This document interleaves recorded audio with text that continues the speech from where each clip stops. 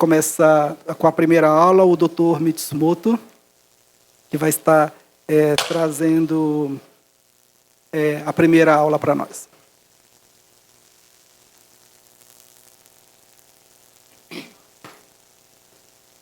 Thank you very much. So I'm going to start my talk. But this morning, I must say, really presentation discussion was so wonderful and great. I learned, and I organized many those clinical conference in my career. And I have to say, this morning's conference was really one of the best. So I have not done for past several years, but after listening to today's presentation, we needed to do those things once again, revisit to have a clinical conference. Although ALS Association have clinical conference every year in Washington, D.C., but I think that's very important for patient and family, and of course, physicians taking care of those patient and family. So I'm going to start my assigned, maybe can you turn down the light a little bit so people can see my slides?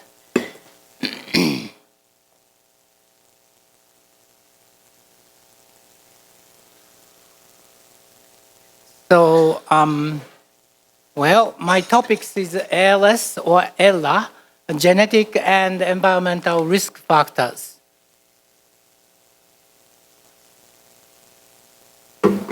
So maybe if you can turn down a little bit light. So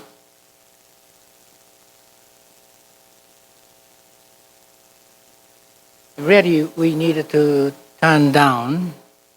Okay. So very good, thank you. Sorry. Yesterday we had a lot of discussion about the genetic and epidemiologies. And we know familial ALS occurs 5 to 10% of entire ALS, but the 90+% are still sporadic, means only one person in the family. And we have now so many known genes, probably 20, 30, even more. And this is a listing of one of the major mutations, such as SOD1, which explains up to 20% of entire familial ALS. It occurs very few, maybe 1 or 2 out of 100 entire ALS. So 1 to 2%, maybe less. Very unusual to find in usual sporadic ALS. But the rest of genes are quite rare. Some of them I never seen. But recently, now we know synataxin and TDP43, BUS, and hexanucleotide repeat expansion, so-called C9 or RF72, we call C9, are much more common. And again, yesterday we heard, depending on which countries, some gene mutations more, and some countries are very unusual to find certain genes. So certain racial and background are clearly influencing genetic mutations.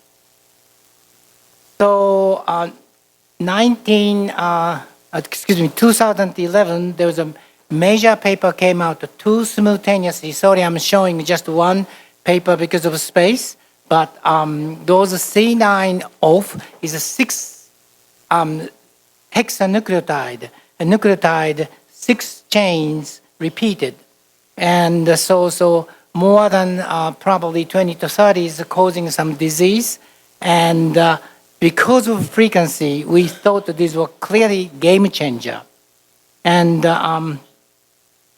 abnormal repeats are not present in exome, but interon. I'm going to tell you about interon. Interon is 15 years ago, maybe sort of just a filling. Human genome is a huge, but only 20,000 genes expressed into protein, but the rest are thought to be filling. But not to be filling, explain, but we call the interon. So it's very difficult to find mutation in interon. That's what we found. So more and more we find a unique and never heard of kind of mutation in human genome to explain unusual diseases. Gene function is still gradually understood, but not entirely well understood yet.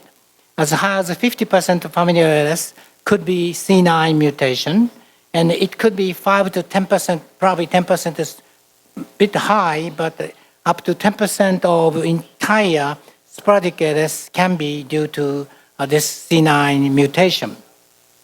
Also, inherent pattern is probably autosomal dominant, but we found a patient with this C9 mutation, how they expressed in next generation, we have to have a larger and longer experience at this point.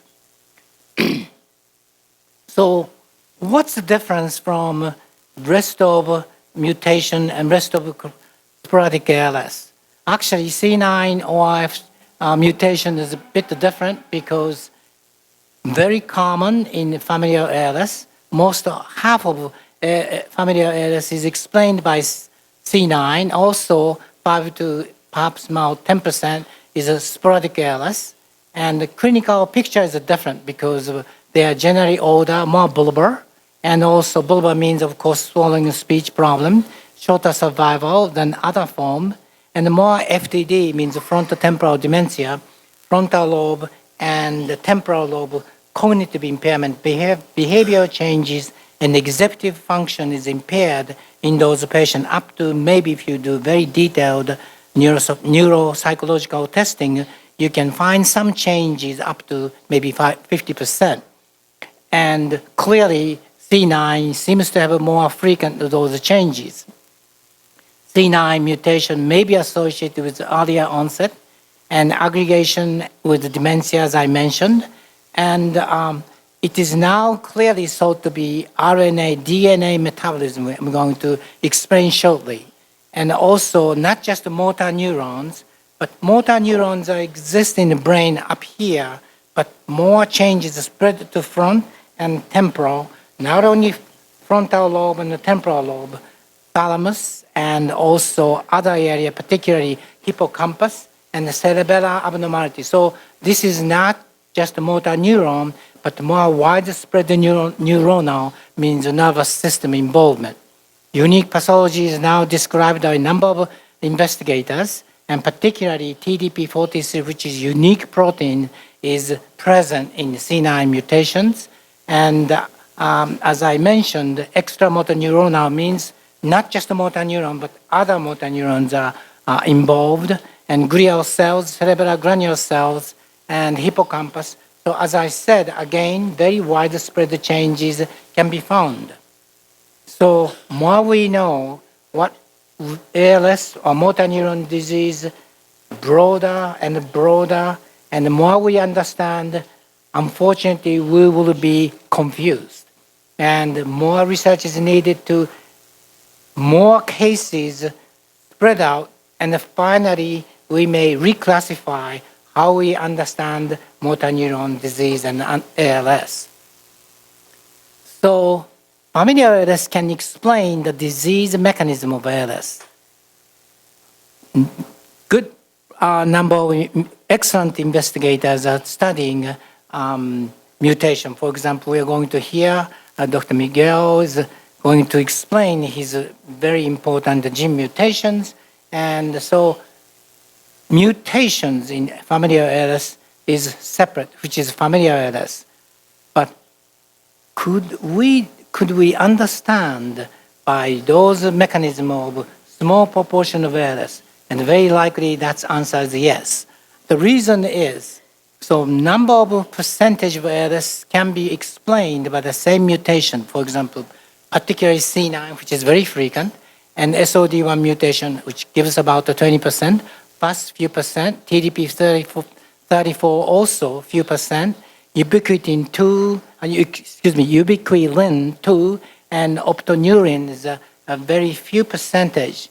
But altogether might be more close to 10% or more than 10% can be explained on those mutations. But if you understand the mechanism of familial mutations, maybe sporadic ALS going into similar pathway in relation to environmental or whatever mechanism going to similar pathway to cause neuronal degeneration. First inclusions, we see inclusion and TDP43 inclusion in the cells often co-localized. That means FAS mutation and TDP43 mutations are very similar mechanism to causing disease. And several mutations, including C9s, are involved with DNA and RNA metabolism. Okay, let me explain. Oops. I had a... Oh, good, okay. So SOD1 mutation was discovered in 1993, more than 20 years ago. And probably Professor Akari remember when this paper came out, I thought, this is the beginning of the end to understand the ALS. Really, we excited. But turns out to be that's the beginning of the beginning. Really starting to understand the familial disease and more and more puzzling issues came out. But SOD1 explained only 1 or 2% of entire ALS, and SOD, TDP43, FAS, optoneurine, C9, including now, as I said repeatedly, about 10%. So now genetic biologies is probably 3 kind of a group, and most importantly, protein degradation. And the cells are cell bodies inside the nervous system, and the cell body has very long wiring system called axon. And motor neuron in the brain gives signal to lower motor neuron, spinal cord, and the spinal cord gives axon to the arms, to the leg, very long. If you look at the volume of axon is almost 1,000 times larger than cell body. So much protein, so much different type of proteins produced constantly in cell body and transported through this large volume of axons. So some are related to protein production, axonal transport, and protein is produced, but some abnormal protein is very resistant to degradation, so almost like a constipation, and bad product cannot be digested, so accumulated in cell bodies and interfering normal metabolism. Also, the other group is RNA and DNA metabolism. So those are probably main 3 classifications which interfere motor neuron function. I'll show you what kind of inclusion you can see. This is, you can see some sky inclusions, ubiquitinated, and also you can see Lewy body inclusion, many type of different inclusions. We did not know why those inclusion occurs, whether this is a cause of disease or end of the disease product. And the more seems to be product of disease process. And abnormal proteins produced in motor neurons, those abnormal proteins cannot be digested easily. So because of those difficulties, they accumulate inside the cells. For example, proteins give signals from DNA to RNA, and protein is produced. The protein is attached to chaperone protein. Chaperone protein gives right place where the protein needed, and then proper function is produced. However, if protein is abnormal, they must digest it, and the digestion mechanism is impaired because of abnormal proteins. Therefore, protein is aggregated inside the cell. That is a sort of mechanism we are suspecting, and probably true. So as I said, axonal transport is a probably major process of motor neuron disease. As I said, this I'm not moving, but looks like this is something moving in the wind. But in any case, cell body is very small. Axon is huge, up to 1,000 times the volume. But cells has to constantly transport all those material to the end of cells. End of cells, it means attachment to the muscles. So now, everyone knows DNA, and I'm sure you know also RNA. DNA, about 20,000 genes is producing, expressing the proteins, and most of genome is made of actually RNA interim.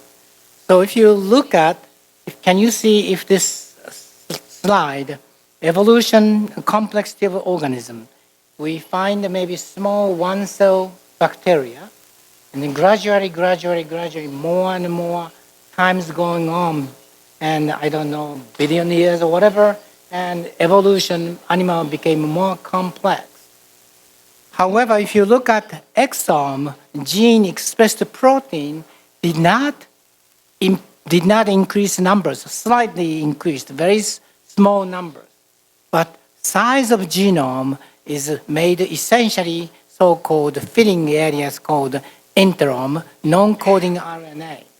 So those RNA is, for example, primate and human has a huge number of RNA. What they are doing when DNA is activated, where and when deactivated, all those, what amount, how, so where, kind of things, all control system is present by RNA. So more our evolution, animals and organisms becoming complex like humans. We have more and more RNA, small RNA controlling those DNA mechanisms. So when I was in medical school, I learned DNA, just about, remember some RNA, messenger RNA, that's about it, and the DNA makes the proteins. I don't know what your knowledge, younger you are, maybe you learned more, but in my age, that's about the knowledge. Now, extremely complex mechanism, and it's not just a messenger RNA, messenger, can I go back? Sorry, I cannot go back. Can you go back a few slides? Sorry, I made a mistake. Yes, good, thank you.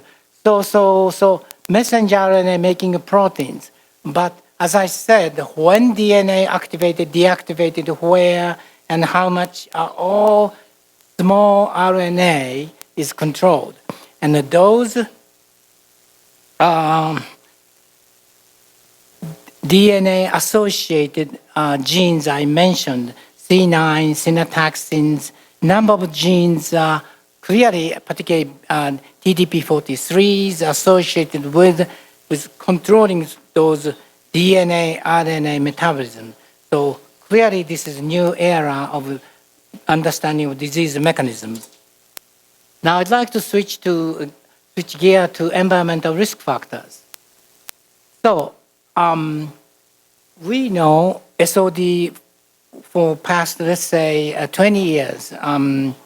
We know SOD gene, we have transgenic mice, and we know so much about SOD. But SOD mutation occurs in one family, some patient, same family, same gene mutation, very early age. And grandma disease had 70 years old, but my brother has 31. Disease form might be different. Some family members started with arms, some members started with bulbar dysfunction. Same mutation, different age, different type. Why is that? So it is very complicating because gene mutation is causing disease, but something more. It could be more secondary and third genetic mutation, genetic change influence disease phenotype. And furthermore, environment might be different. Yesterday we talked about monozygous twin studies and why same DNA, two brothers or sisters, same genes, but one brother has disease, the other brother doesn't have. Why? So much complicating issues must be something else. Something else is operating to cause. For example, we know G19A, this SOD mutation occurs only Scandinavians, but now we know some cis-acting regulatory polymorphism. So there is a secondary gene controlling disease occurrence. So not just this one disease-causing mutation, but something additional genes operating. How about the sporadic ALS? We know phenotypic variations, upper motor and lower motor neuron, and also modifier genes. We know certain genes bring the disease earlier, some disease makes the disease longer, and still these are not completely restudied and confirmed, but so many genes now we know influence disease expression phenotype. Also, gene environmental change. For example, lead is known the cause of influencing ALS, but mechanism of this gene, aminoleucinic acid dehydrogenase called ALA-D. This is polymorphism. Polymorphism is actually member to member or human to human mechanism. Gene type is different, and this particular gene type causing certain disease more vulnerable to lead exposures. And we heard yesterday a lot about environmental factors such as physical exertion and professional sports, football, and head trauma, smoking. Smoking seems to be most clearly oxidative stress causing disease, associated cause of the disease, glutamate-rich food, insecticide, and military participation and so forth. So clearly something environmental factors associated with some genetic or non-genetic disease. Yesterday I also talked about epigenetic modifications. Epigenetic is again which related to RNA. And RNA and also gene is methylated. So usually gene is activated, but if epigenetic mechanism is operational, gene expression is suppressed. Again, a very complicated process, but gene is a much more complex mechanism to express those protein productions. So also C9 RF, C9OF72 mutation also sometimes methylated, so expression is suppressed. And so again, those DNA, RNA metabolism complicating changes. So how about ALS occurs in Western Pacific? Parkinson's dementia complex disease, which is endogenous disease, and 3 locations, Key Peninsula in Japan, and Guam, and New Guinea, very similar area latitude, and they have a unique ALS. And Dr. Akari explained after the World War II, incidence of this unique ALS was about 50 to 100 times. But incidence drastically reduced. Now they don't see those unusual ALS anymore. Why is that? Only change we know is, for example, Guam, they had water, clean water, they have food, and of course McDonald's, Coca-Cola, and so those changed environment, and clearly environmental change reduced disease occurrence.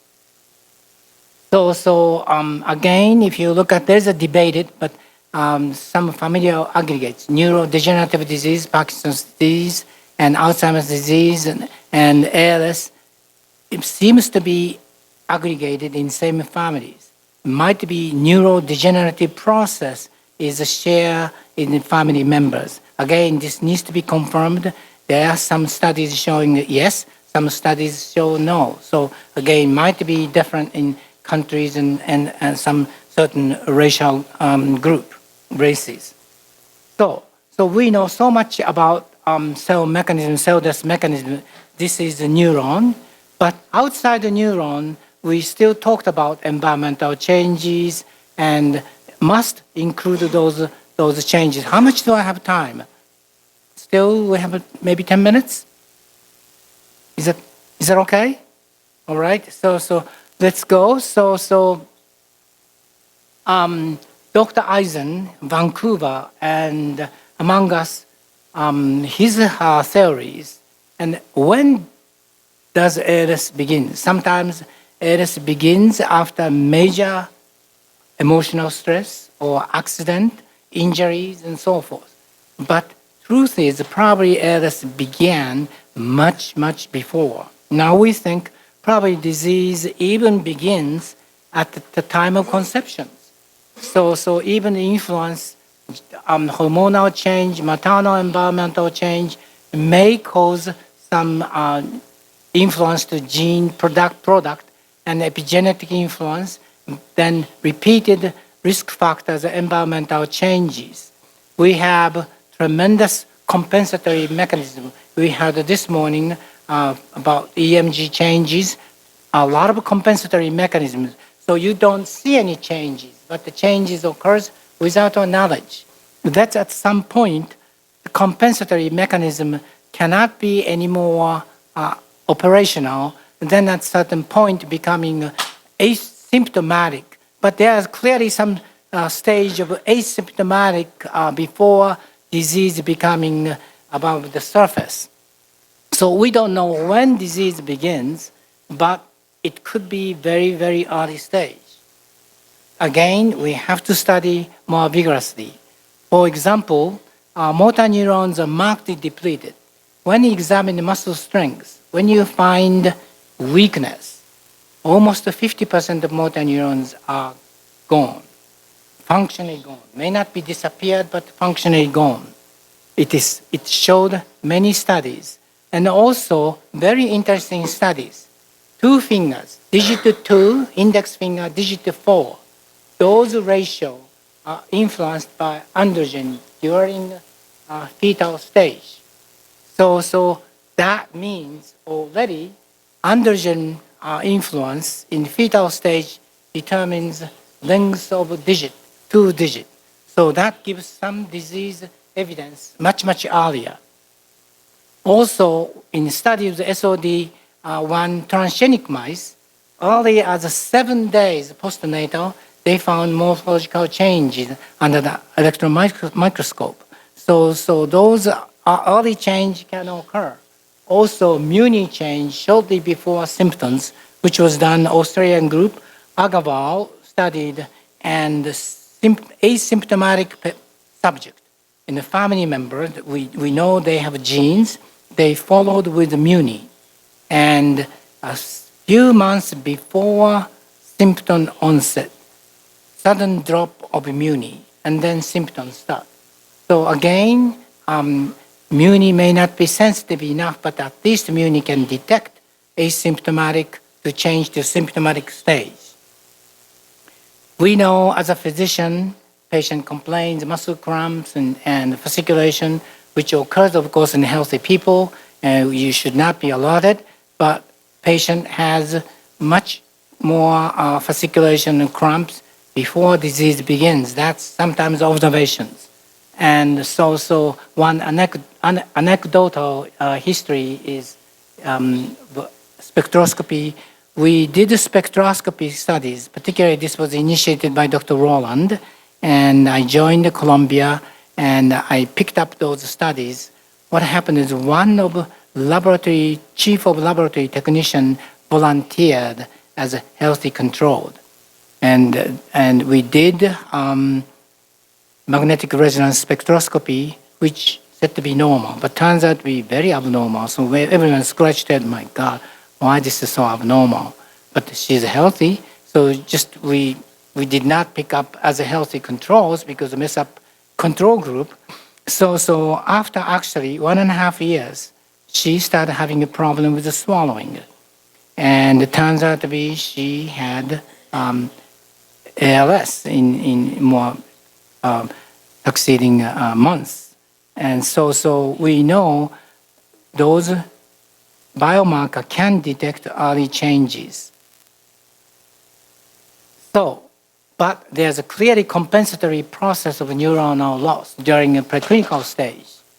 So, for example, if you do EMG, electrophysiological studies, most muscles are showing re-innervation. We heard this morning means muscles are continuously re-innervated, and if de-innervated means loss of axon connection from neurons, muscles, fibers, microscopic muscle fibers are degenerating and atrophied. But immediately, healthy axon picks up and compensate. More and more those processes going on, producing typical neurogenic or renervation changes. And also, when you do functional MRI, I'm sure you heard some different type of functional MRI looking at the blood flow of the brain. And if you do some action of thumbs like this in magnetic resonance spectroscopy, normal activated small area, but patient with ALS is much larger activations in motor cortex. What means we still do not know, but I think this is probably compensatory because of some lack of function, more other neurons try to help. And that's what's happening, but we don't know. And also, patient with ALS has gliosis, means astrocyte filling the space, and those are maybe even compensatory. So clearly compensatory mechanism ongoing. So how we can study those environmental changes? So many different. We heard agricultural chemicals, heavy metals, heavy exercise, head trauma, you name, so many different things. If you pick up one lead, there are people says lead is very important. Some other investigators say lead is not important. Always pros and cons, positive and negative. None of the study is always positive except smoking. So it is maybe wrong way to look at the individual exposures. Maybe we should combine everything. Why? Because all those exposures I named. Sorry, I made a mistake again. Go back a couple of them, if you can. Back, going forward. Back. Yes, good. So if you look at all those things, if you look at it individually, maybe yes and negative, because we are dealing with such a small, rare disease population. We need to combine them, and because the patient may be sensitive to certain lead. Some other patient may be sensitive to agricultural chemicals, may be sensitive to physical exertion. So unless you combine them, you may not get clear positive result. That's what we are trying to do. And the more those mechanisms going to cellular levels, producing oxidative stress. Oxidative stress means free radical productions, but of course, body system has a tremendous compensatory system. For example, runners, jogging, if you jog, or football, 45 minutes, whatever minutes, if you play, such stressful oxidative stress going up. But surprisingly, more anti-oxidative mechanism introduced to protect our bodies. But some patients may not have enough protective mechanism, may sensitive to certain disease. I tell the patient, we look at our face, body, and skin, hair. Immediately you can tell you are different from me and so forth. But you don't know what's happening in motor neurons, whether your motor neurons are star-shaped or round, or more sensitive to lead, more sensitive to agricultural chemicals. You don't know. So that's what we need to deal with everything. If this balance is broken, more free radicals are made, and free radicals attacks lipid, proteins, and genes. So those production of interference, finally more accumulated. It takes years and years, a small accumulation, and finally causing neuronal degeneration. Again, I'm talking about a little bit more hypothesis in our studies, and so we are looking at oxidative stress as a whole, and by questionnaire, what kind of exposure you have had, or where you live, what kind of food, what kind of psychological stress, and what kind of food, maybe I mentioned, we looked at. So summation of those oxidative stress may be associated with disease progression. We cannot look at the disease cause because we cannot go back to before the disease. That's a weakness, but just a kind of limitations, we cannot go back. But in any case, we are looking at more oxidative stress, maybe disease will progress rapid rate. So this is the 16 centers in United States. I cannot see the shadow of United States, but in any case, 16 centers. New York is, we are coordinating centers. Yellows are new centers, black are original centers. And so we studied multi-center studies and looking at baseline to 24 months follow-up, every 3 to 6 months, 30 months of final survival data. And just we finished baseline 355 patients. We looked at many questions about disease and, for example, capacity assessment, whether they can participate in the study or not, and eligibility form, looking at more neurological findings, upper motor neuron lower and lower motor neurons, a lot of questions. And then we also look at cognitive function and naming and normal cognitive functions and behavioral change. So we do those cognitive testing because cognitive impairment is fairly frequent in those patient population. So questions asked also insurance coverage and so forth. And we looked at any difference. We wanted to say our study populations are representing each center's population. There are clearly some difference, unfortunately, because those participated individuals has more private insurance, as you can see, and also less Medicare, which is government insurance. That means more insured they are interested or they're participating in such studies. So may not be fully representing the patient population they have. We ask a lot of questions. If negative, only a total of 128 plus diet questionnaires. But if anything positive, we have to ask more questions. So total number is about 120 questions, excuse me, 1,200 questions if everything positive. So much question, and all those are given by telephone interviews. So we just talked about these patient population, 355, and I'm not going all detail, but you can see age group we talked about, and slightly, of course, more men than women. Disease duration about 11 months, and so we know where the disease involved, FVCs, and the diagnostic certainties. So those are 355 NIH funded $2.5 million, and we just completed the studies, and we have data with the survival function frequency, so we get the final major question, specific aim to find oxidative stress, if anything associated with disease progression. But we feel that that was not good enough, that we need to do more.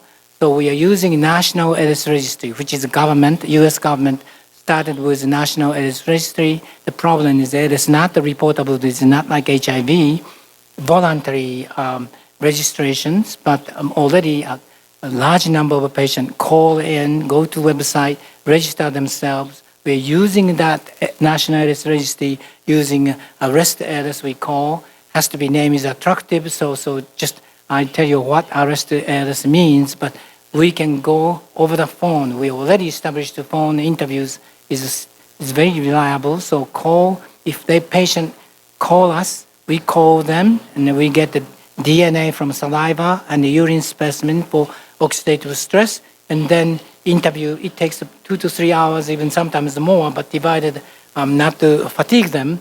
But that's what we are going to any person living in the United States.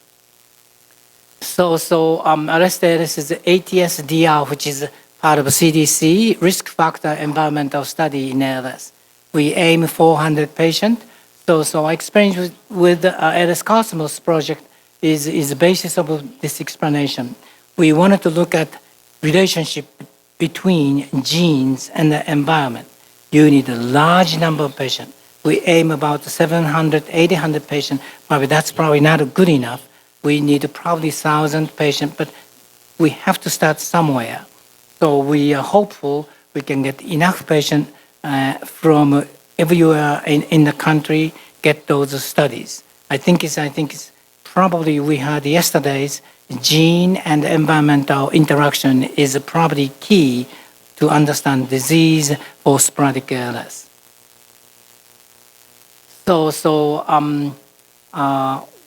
As I said, this is one of the early attempts to study genetic environmental interaction in ALS, and we need a large number of patients. So a lot of people involved, and I have to thank all of them. And we have ALS teamwork. As you see, neuromuscular clinic, umbrella type of arrangement with the multidisciplinary clinic, and also Columbia University investigators helping all those studies, and the investigators from outside, and statistician particularly dealing with this exposures, and neuropsychologist and biochemical mitochondrial expert Giovanni Manfredi, and Clement Farlong was expert upon PON1 enzymes, and also 16 ALS Cosmos and 5 PLS Cosmos study sites. All those are funded by many groups such as NIH, MDA, ALS Association, and specific SPF Foundation, CDC. So I have to thank to them. So thank you very much for your listening again. I had a wonderful time, and I'm very impressed what you're doing in Brazil. And as I said yesterday, I would like to have a representation, Dr. Curry, to maybe come to ALS clinical trial guideline next year to give us a very important suggestion and opinion to move clinical trials forward in right direction. Thank you very much.